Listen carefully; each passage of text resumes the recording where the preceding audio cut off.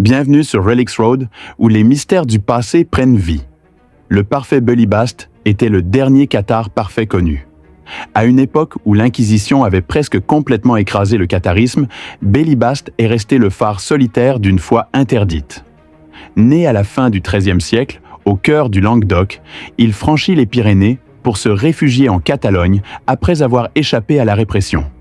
C'est là, en secret, qu'il fut initié comme un parfait, un guide spirituel qui pratiquait une vie de pureté et de dévouement absolu.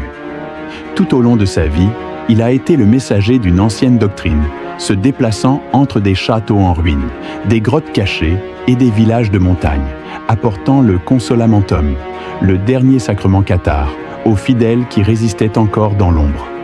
Mais même les montagnes ont des oreilles. Il est trahi par Arnaud Sicre, un espion de l'Inquisition qui se fait passer pour un croyant afin de le piéger.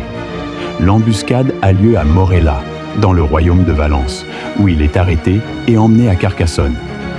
Là, après un procès sans merci, il est condamné comme hérétique récidiviste.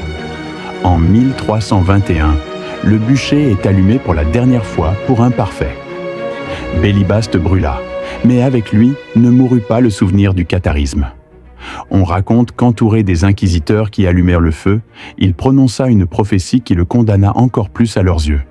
Au bout de 700 ans, le laurier refleurira. Malédiction pour les uns, promesse pour les autres. La flamme qui l'a consumé n'était peut-être pas la fin, mais le début de la fin.